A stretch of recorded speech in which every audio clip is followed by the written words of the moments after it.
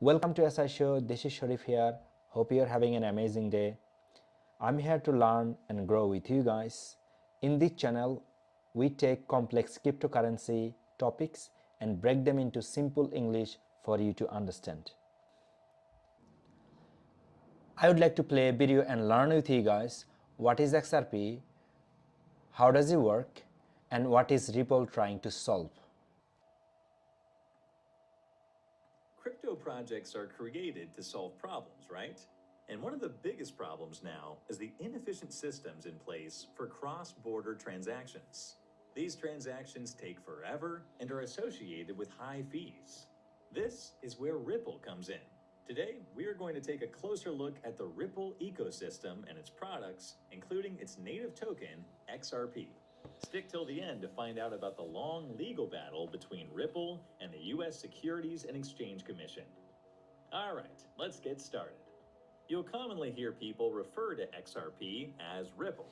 Well, there's no issue with that. They are two very different things. So before we go any further in the video, it is important to know the difference between XRP, Ripple, and RippleNet. It all starts with Ripple, which is a for-profit company that controls RippleNet, the actual payment network. Then there's XRP, the native cryptocurrency for the Ripple ecosystem. Let's start with the cryptocurrency. What is XRP and how does it work? Just like Bitcoin runs its own blockchain network, XRP runs its own ledger, known as the XRP ledger, to store transaction details. Though to validate transactions, RippleNet does not utilize proof of work like Ethereum or Bitcoin, or even proof of stake like Solana. Instead, the XRP ledger requires trusted validator nodes to reach consensus and maintain the transaction ledger roughly every 3 to 5 seconds.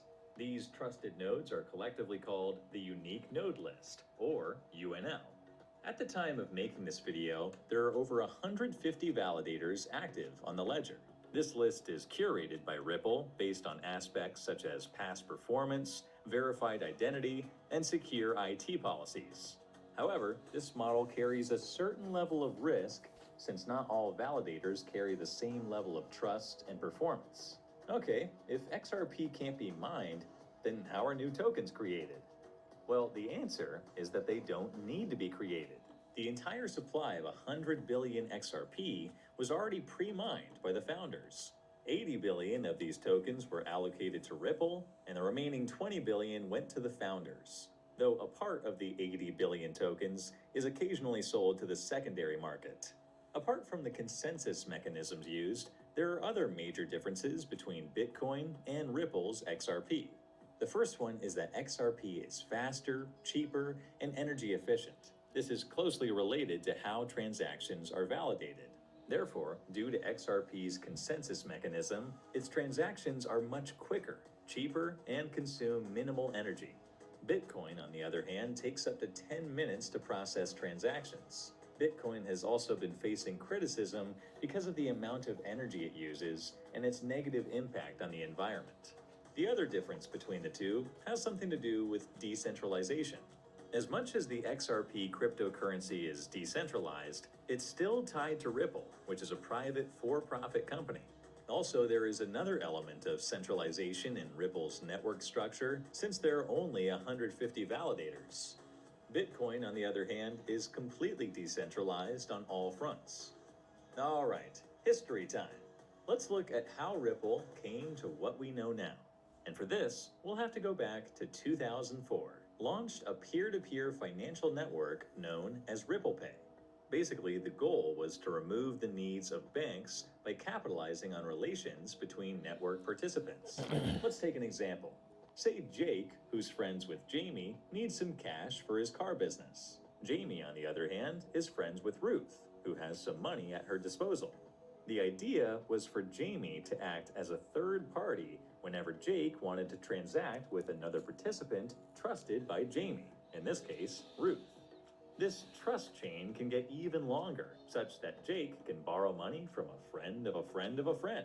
You get the point. You can already see a familiar model from this system, right? That is the peer-to-peer concept of cryptocurrencies. Even Satoshi Nakamoto, the anonymous creator of Bitcoin, mentioned it once in an email.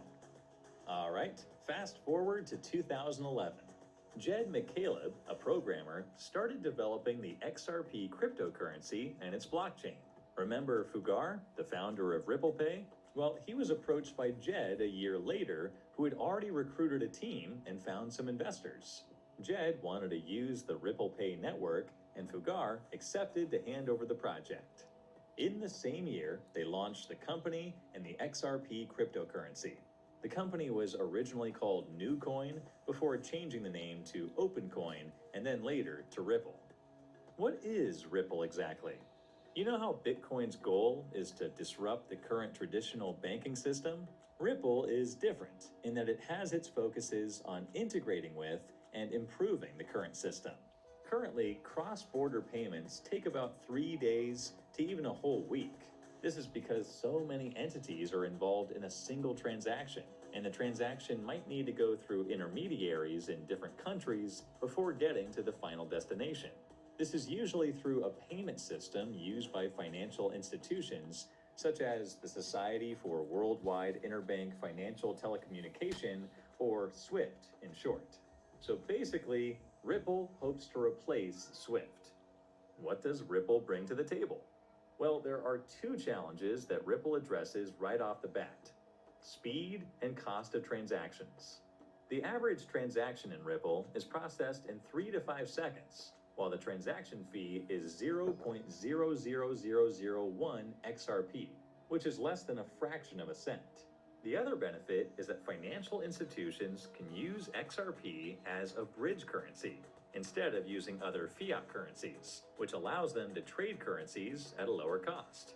It's similar to the role the US dollar plays in the international markets. This comes in handy for thinly traded currencies. For example, a conversion between Ugandan shillings and Japanese yen would be routed through XRP. However, Ripple has a couple of drawbacks. As much as its consensus protocol is faster and more efficient, it's arguably less secure than other methods of processing crypto transactions. Also, Ripple is not wholly decentralized. This gives the organization a lot of control. For one, a large majority of XRP is held by Ripple, which means the token's circulating supply and price can easily be manipulated. All in all, Ripple's potential is obvious to see, and it may reach its ambitious goal of replacing the inefficient international money transfer system currently in place. It has withstood legal battles well until this point, while simultaneously continuing to add high-level institutions to work with RippleNet. But keep in mind that XRP is like any other cryptocurrency out there, hence it is not immune to volatility. What are your thoughts on Ripple? Do you believe it can replace the current system in place? Let us know in the comments. Thank you for watching the video with me and learn. Don't forget to subscribe for more video like this. Have a great day.